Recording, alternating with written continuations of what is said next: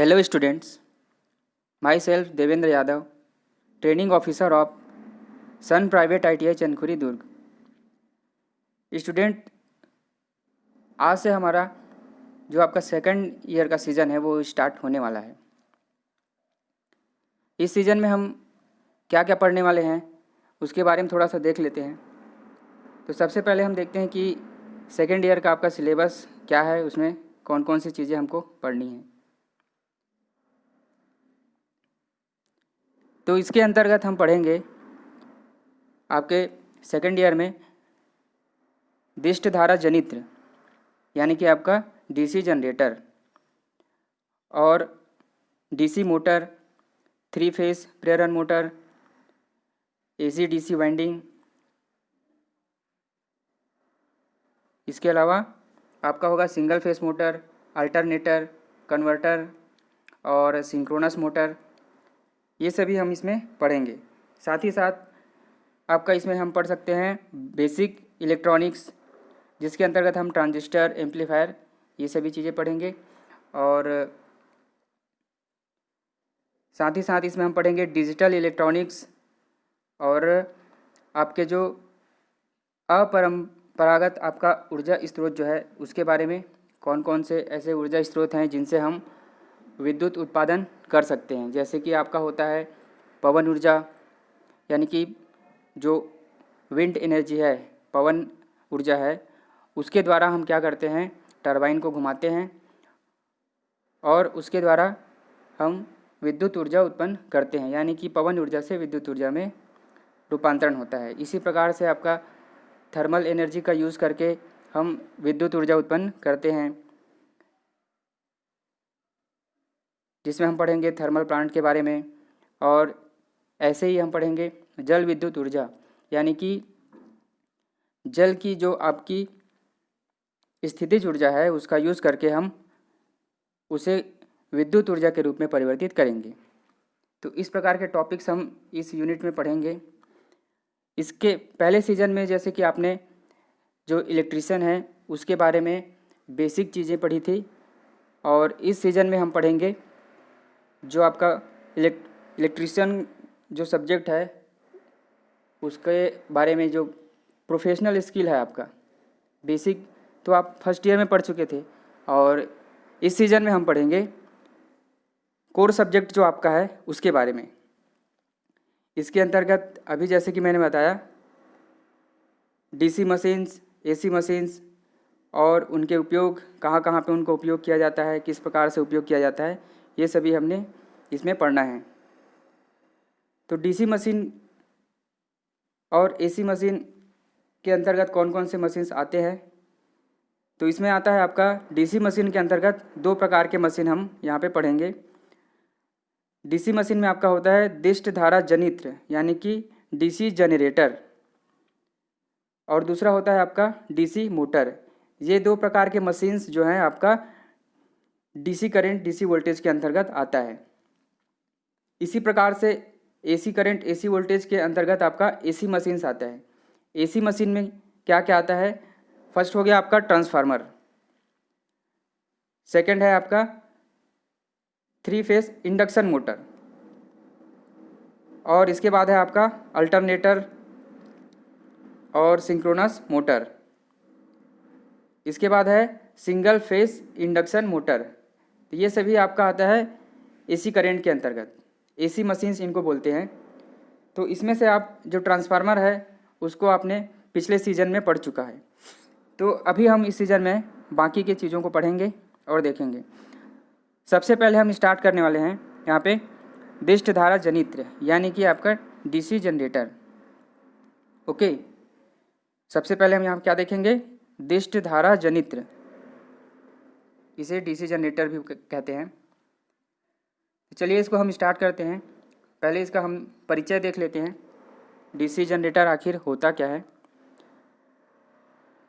DC machine में जो है सामान्यतः विद्युत यांत्रिक ऊर्जा परिवर्तक है, यानी DC मशीन जो है आपका विद्युत यांत्रिक ऊर्जा परिवर्तक है, जो क्या करता है, DC स्रोत पर कार्य करता है। यानी कि यह DC आपका करंट है उस पर कार्य करता है और इसका काम क्या होता है कि जो यांत्रिक ऊर्जा है, यांत्रिक ऊर्जा यानी कि आपका मैकेनिकल एनर्जी, उसको हम इसके द्वारा विद्युत ऊर्जा में परिवर्तित करते हैं।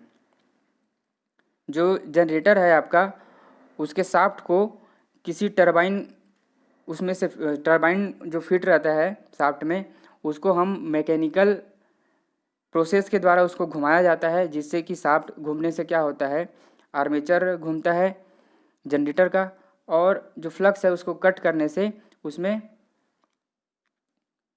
विद्युत ऊर्जा उत्पन्न होता है। और इसी प्रकार विद्युत ऊर्जा को यांत्रिक ऊर्जा में परिवर्तित करने वाली जो डीसी मोटर है, वो क्या करता है, यांत्रिक ऊर्जा को वो क्या करता है, आपका जो विद्युत ऊर्जा है, यानी कि उसको हम विद्युत सप्लाई देंगे और वो हमें यांत्रिक एनर्जी प्रदान करेगा, यानी कि मोटर का जो शाफ्ट घूमेगा वो आपका यांत्रिक एनर्जी हो गया। तो उसके द्वारा जो रोटेट हो रहा है, उसके द्वारा हम उसको किसी भी कार्य में, मैकेनिकल वर्क में ले सकते हैं। इसके अंतर्गत जैसे कि मैंने बताया कि अब शाफ्ट को घुमाना है तो उसके लिए कोई ना कोई हमें मैकेनिकल एनर्जी या मैकेनिकल ऐसा सिस्टम चाहिए जिसके द्वारा हम जो हमारा डीसी जनरेटर है उसके शाफ्ट को हम घुमा सकें, जिससे कि उसका आर्मेचर घूमे। तो उसके लिए हमें मैकेनिकल जो सिस्टम है वो किन चीज़ों से प्राप्त होती है, तो यह जो है आपको जल द्वारा, वायु द्वारा, वाष्प द्वारा और परमाणु ऊर्जा एवं पेट्रोलियम ईंधन इत्यादि के द्वारा प्राप्त होता है। इसके द्वारा जो यांत्रिक शक्ति हमें प्राप्त होती है उसे हम जनित्र यानी आपका जनरेटर जो है उसको घुमाने के लिए यूज़ करते हैं, और उसके थ्रू हमें क्या मिलता है, आपका आउटपुट में विद्युत ऊर्जा यानी विद्युत शक्ति हमें प्राप्त होता है। ये हो गया आपका डीसी जनरेटर का सिंपल सा एक इंट्रोडक्शन कि ये क्या काम करता है, कैसे वर्क करता है। नेक्स्ट हम देखते हैं कि जो घूर्णीय वैद्युत मशीन की जो है सामान्य अवधारणा, इसके अंतर्गत क्या होता है कि वैद्युतिक मशीनें जो है सामान्यतः विद्युत चुंबकीय प्रभाव यानी कि आपका इलेक्ट्रोमैग्नेटिक इफेक्ट पर आधारित होती है। जैसे कि आपका विद्युत मोटर एवं वैद्युतिक जनित्र इत्यादि इसमें शामिल हैं। एक वैद्युत मोटर जो है वैद्युतिक ऊर्जा को यांत्रिक ऊर्जा में, जबकि एक यांत्रिक जनित्र यांत्रिक ऊर्जा को वैद्युतिक ऊर्जा में परिवर्तित करता है। जैसे कि मैंने इससे पहले टॉपिक पे बताया था, एक वैद्युत मशीन में चलित भाग यानी कि जो घूमने वाला भाग है, घूर्णी मशीन या रेखीय मशीन, ये दोनों प्रकार का हो सकता है। यानी कि आपका जो मशीन है वो घूर्णी मशीन और रेखीय, ये दोनों प्रकार के हो सकते हैं। वैद्युतिक मशीन की जो बाह्य आकृति में दो विद्युत परिपथ होते हैं जो एक चुंबकीय परिपथ के द्वारा जुड़े होते हैं। जनित्र एवं मोटर के अतिरिक्त ट्रांसफार्मर भी वैद्युतिक मशीन के अंतर्गत आता है, जो कि प्रत्यावर्ती धारा के वोल्टेज स्तर को परिवर्तित करता है। ट्रांसफार्मर के बारे में आपने पिछले सीजन में पढ़ा है, जिसमें आपने जाना होगा कि ट्रांसफार्मर क्या करता है। जो ये तो पहली बात ये कि ट्रांसफार्मर जो है आपका प्रत्यावर्ती धारा पे वर्क करता है और वोल्टेज का जो स्तर है उसको परिवर्तित करता है, यानी कि वोल्टेज को या तो ये कम कर सकता है या फिर इसे ज़्यादा कर सकता है। और ट्रांसफार्मर जो है एसी मशीन है एक, है ना। अभी हम लोग डीसी मशीन के बारे में चर्चा कर रहे हैं, लेकिन ट्रांसफार्मर के बारे में भी आप इसमें थोड़ा सा देख रहे हैं। तो ट्रांसफार्मर के बारे में आपको याद रखना है, ये जो है एक एसी मशीन है। वैद्युतिक मशीनों को एसी एवं डीसी मशीनों में विभक्त किया जाता है, और प्रत्यावर्ती धारा पर प्रचालित होने वाले जो मशीन हैं उनको एसी मशीन, और दिष्ट धारा यानी डीसी पे प्रचालित होने वाली मशीनों को डीसी मशीन कहते हैं। और इसी प्रकार हम देखते हैं कि जो डीसी मशीन के अंतर्गत आने वाले यहाँ पे दो चीज़ें हैं, एक डीसी जनरेटर और दूसरा है आपका डीसी मोटर। तो इस अध्याय में हम ये पढ़ेंगे कि डीसी जनित्र यानी कि डीसी जनित्र क्या होता है, उसके बारे में पूरा डिटेल हम यहाँ पे देखने वाले हैं। अब यहाँ पे हम देखते हैं कि डीसी जनित्र का जो सिद्धांत है वो किस पर आधारित है? डीसी जनित्र का जो सिद्धांत यानी principle of DC generator. DC जनित्र या डायनेमो जो है फैराडे के विद्युत चुंबकीय प्रेरण सिद्धांत पर आधारित है। इस सिद्धांत के अनुसार यदि किसी चालक को किसी चुंबकीय क्षेत्र में इस प्रकार गतिमान कराया जाए कि उसकी जो गति है चुंबकीय बल रेखाओं का छेदन होता है, तो उस चालक में विद्युत वाहक बल उत्पन्न हो जाता है। यानी कि एक अगर हम चालक लें और उसको हम किसी विद्युत चुंबकीय बल रेखाओं के अंतर्गत अगर हम उसको घुमाएं या उसके आगे पीछे थोड़ा सा उसमें मूव कराएं, तो उसमें क्या होता है, एक चुंबकीय बल रेखाओं के छेदन होने के कारण उसमें क्या होता है, विद्युत धारा उत्पन्न हो जाती है। यदि जनित्र द्वारा यांत्रिक ऊर्जा से डीसी उत्पन्न की जाती है तो इसे डीसी जनित्र कहते हैं। यदि एसी उत्पन्न की जाती है तो इसे अल्टरनेटर कहते हैं। यांत्रिक ऊर्जा को डीसी उत्पन्न करने वाले छोटे आकार के मशीन को डायनेमो कहते हैं। यानी कि जो बड़ी मशीन है उनको तो हम डीसी जनित्र कहते हैं, और जो छोटे मशीन्स होते हैं डीसी जो छोटे मशीन्स होते हैं उनको हम डायनेमो कहते हैं, डीसी जनरेटर को। इसका उपयोग सामान्यतः विभिन्न प्रकार के वाहनों में बैटरी चार्जिंग के लिए किया जाता है। जो डीसी डायनेमो है ना, आजकल जो इलेक्ट्रिक आपका व्हीकल आता है, इलेक्ट्रिक ऑटो रिक्शा आपने देखा होगा आजकल बहुत ही यूज़ हो रहे हैं, उसमें डीसी मोटर ही यूज़ किया जाता है, क्योंकि हमारे पास उसमें जो सोर्स यूज़ होता है, जो एनर्जी का जो सोर्स है वो हमें बैटरी से प्राप्त होता है। अब बैटरी से प्राप्त हो रहा है तो वो आपको डीसी वोल्टेज ही देता है बैटरी, तो इसीलिए बैटरी का जो डीसी वोल्टेज है उसको यूज़ करके हम डीसी मोटर को ही उसमें रन कराते हैं। डीसी मोटर के द्वारा ही हमारा जो ऑटो रिक्शा है उससे एनर्जी प्राप्त करता है। ठीक है, तो यहाँ पे अब जनरेटर क्या करता है, जो डायनेमो जो बोल रहा हूँ वो बैटरी चार्जिंग के लिए यूज़ किया जाता है। आगे हम देखते हैं डीसी जनित्र के भाग, यानी कि डीसी जनित्र में कौन कौन से भाग होते हैं। डीसी जनित्र के अंतर्गत यहाँ पे आप देख सकते हैं बाहर का जो एक गोल सा एरिया दिख रहा है आपको, खोल जैसा, तो इसको हम बोलते हैं योक। ओके, फ्रेम या योक, इसको बोला जाता है फ्रेम या योक। यहाँ पे जैसे कि आप देख सकते हैं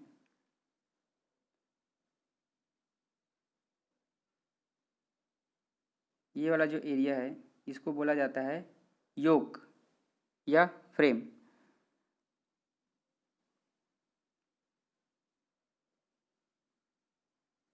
और ये जो ऊपर आप देख रहे हैं ये है आपका टर्मिनल बॉक्स, और ये जो है आपका मेन पार्ट इसको बोल सकते हैं, जो कि है आपका फील्ड पोल और फील्ड शू इसको बोला जाता है। और इसी फील्ड में आपका इंटरपोल भी होता है, और इन सभी का अलग अलग यूजेस हैं, इसको आगे हम पढ़ेंगे। साथ ही इसमें जो योक है इसमें एक बेस प्लेट होता है जिसकी सहायता से क्या करते हैं, इसमें नट और बोल्ट की सहायता से मशीन को फाउंडेशन में फिक्स किया जाता है।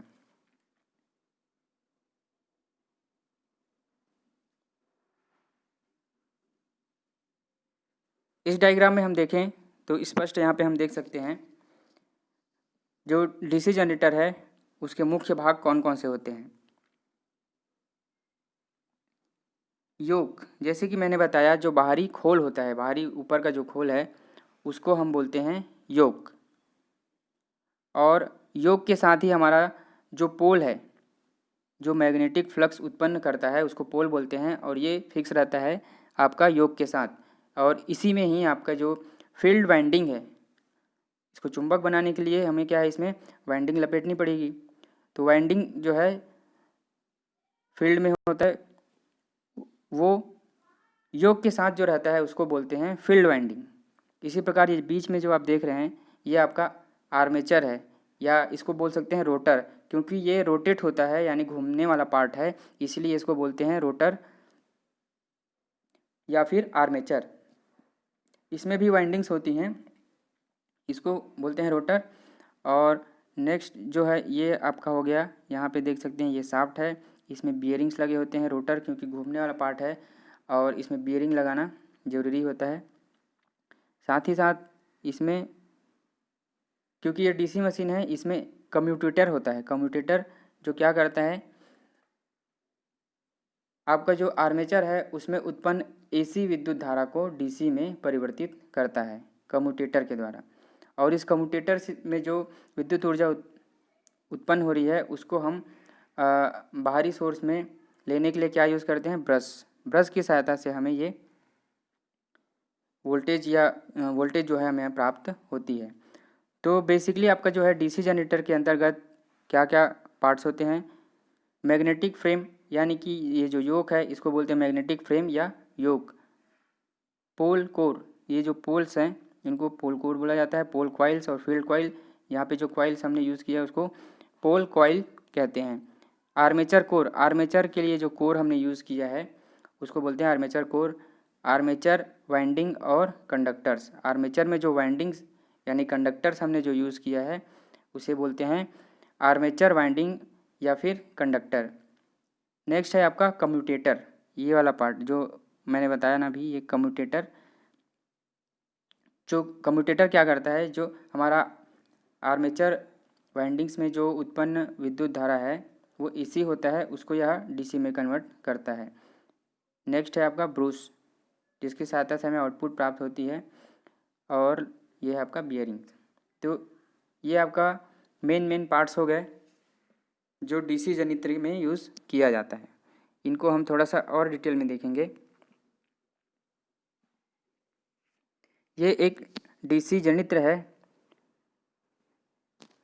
जिनका हम क्रॉस सेक्शनल यहाँ पे देख सकते हैं, कौन कौन से भाग यहाँ पे होते हैं।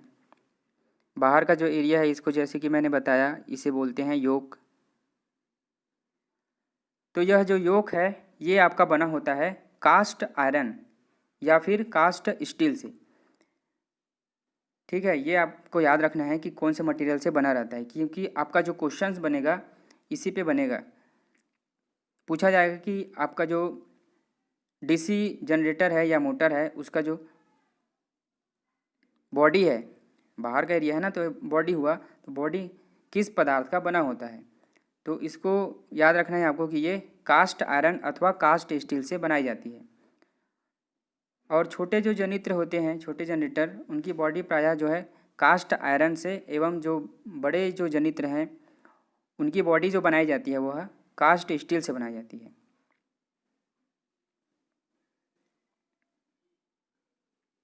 इनमें क्या होता है, बियरिंग के लिए एक स्थान बना होता है जो योक की जो बॉडी है उसके साइड कवर में फिट रहता है। और बॉडी के ऊपर टर्मिनल बॉक्स लगा रहता है। ये जो आप देख रहे हैं ये टर्मिनल बॉक्स रहता है। इस बॉक्स की सहायता से हमें जो है इसमें जो है फील्ड और आर्मेचर का जो टर्मिनल है वो यहाँ पे आके फिक्स रहता है, वहाँ से हम आउटपुट ले सकते हैं।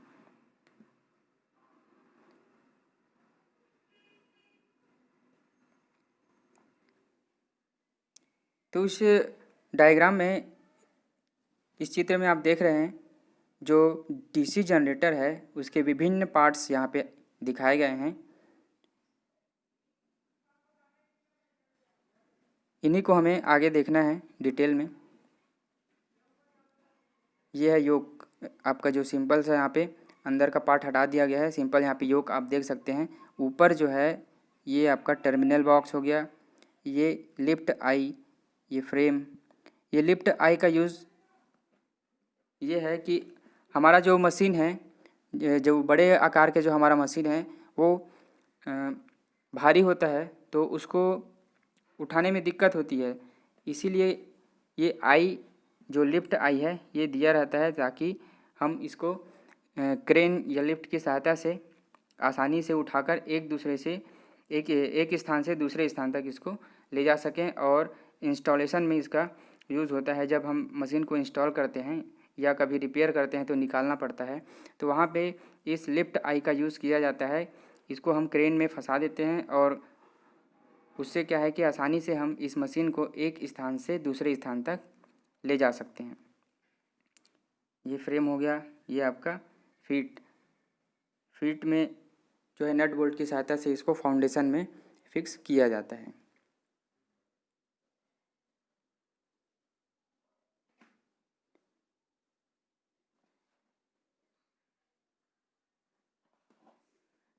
नेक्स्ट जो हमारा इसमें टॉपिक है मतलब जो डीसी जनित्र के जो भाग हैं उसी के अंतर्गत जो दूसरा है, इसमें दूसरा जो पार्ट है वो आपका फील्ड पोल। पहला हमने योग देखा, दूसरा हम देखते हैं फील्ड पोल। जैसे कि छोटे आकार वाले जो डायनेमो हैं उसमें चुंबकीय क्षेत्र स्थापित करने के लिए क्या करता है कि स्थायी जो चुंबक होता है ना, स्थायी मैग्नेटिक, आपने देखा होगा स्पीकर वगैरह में जो मैग्नेट लगा रहता है ना, क्योंकि ये आसानी से आप कहीं ना कहीं देखे ही होंगे, तो इसको बोलते हैं स्थायी चुंबक, जिसमें मैग्नेट परमानेंट बना ही रहता है। तो इसको यूज़ किया जाता है। और वो भी क्या है कि जो छोटे आकार वाले जो डायनेमो होते हैं उसमें यूज़ किया जाता है, क्योंकि इसका जो मैग्नेटिक फ्लक्स है उसकी क्षमता कम होती है, इसलिए इसको छोटे मशीन्स में ही यूज़ किया जाता है, इस प्रकार का जो स्थायी चुंबकत्व है। परंतु जो बड़े आकार के जो डायनेमो हैं या डीसी जनित्र है, इस कार्य के लिए फील्ड पोल यूज़ किया जाता है। अभी डायग्राम में आपने देखा ना फील्ड पोल कैसे रहता है, वाइंडिंग से लिपटा हुआ, तो फील्ड पोल यूज़ किया जाता है। फील्ड पोल में क्या है, अगर हम कॉइल्स वाला जो मैग्नेटिक बनाते हैं यानी कि विद्युत चुंबक, तो उसकी जो स्ट्रेंथ है, मैग्नेटिक फ्लक्स जो है उसकी स्ट्रेंथ बहुत ही अच्छी होती है, तो इससे हमें आउटपुट भी अच्छी मिलती है। और इसके जो मुख्य भाग में आपका पोल शू, सॉलिड कोर, पोल कोर आदि लगे होते हैं। इन्हें बॉडी के अंदर मुख्य पोल के रूप में बेल्ट की सहायता से कसा जाता है या स्क्रू नट बोल्ट की सहायता से। ये सिलिकॉन स्टील के लेमिनेटेड कोर द्वारा बनाए जाते हैं। ठीक है, ये आपको याद रखना है कि जो पोल है फील्ड पोल, ये आपका सिलिकॉन स्टील से बना होता है और साथ ही साथ ये लेमिनेटेड होता है, यानी कि छोटे छोटे टुकड़े में रहता है और इनको एक साथ जोड़कर बनाया जाता है। ये आपका एडी करंट लॉस और हिस्टेरिसिस लॉस को कम करने के लिए इस प्रकार का अरेंजमेंट किया जाता है। फील्ड पोल मुख्यतः आपका दो प्रकार के होते हैं। फर्स्ट है आपका जैसे कि सुरहित लेमिनेटेड पोल। इस प्रकार के पोल में पोल तथा पोल शू दोनों ही एक साथ लेमिनेटेड कास्ट स्टील या अथवा एनिल्ड स्टील से बनाए जाते हैं। इन पर फील्ड वाइंडिंग स्थापित करके इन्हें बोल्ट की सहायता से योग पर कस दिया जाता है। यहाँ पे डायग्राम में आप देख सकते हैं इस प्रकार का रहता है। इसको बोलते हैं आपका पोल सहित लेमिनेटेड पोल, यानी कि सुसहित लेमिनेटेड पोल। ये आपका योग में डायरेक्ट कसा हुआ रहता है, इसी में वाइंडिंग लपेट कर इसको फील्ड पोल बनाया जाता है। नेक्स्ट है आपका मोल्डेड पोल। इसी का दूसरा प्रकार है, जो फील्ड पोल है उसका दूसरा प्रकार है मोल्डेड पोल। इस प्रकार के पोल योग के साथ मोल्डेड द्वारा बनाए जाते हैं। ये पोल प्रायः कास्ट आयरन से निर्मित होते हैं। पोल के जो ऊपर है फील्ड वाइंडिंग स्थापित किया जाता है और एक लेमिनेटेड पोल शू पेंचों द्वारा कस दिया जाता है। जैसे कि यहाँ पे डायग्राम में आप देख सकते हैं, ये जो यहाँ पे इसको पेंच या नट बोल्ट की सहायता से इसको कस दिया जाता है। और ये जो आप होल्स देख रहे हैं इसको बोलते हैं रिविट होल्स। इस प्रकार का जो पोल है यानी मोल्डेड पोल जो है प्रायः छोटी मशीन में यूज़ किया जाता है, क्योंकि छोटी मशीन में जो स्पेस कम होता है इसलिए इस प्रकार मोल्डेड पोल यूज़ किया जाता है। फील्ड कॉइल पोल से बाहर नहीं जा सकती है, इसमें इस प्रकार का अरेंजमेंट होता है। तो स्टूडेंट, यहाँ पे हमारा आज का टॉपिक यहीं पे समाप्त होता है। नेक्स्ट टॉपिक में हम इसके आगे, नेक्स्ट लेक्चर में इसके आगे का टॉपिक हम कवर करेंगे। ओके, कोई भी आपका क्वेरी हो या कोई भी डाउट हो तो कमेंट करके मुझे बता सकते हैं। Okay, thank you.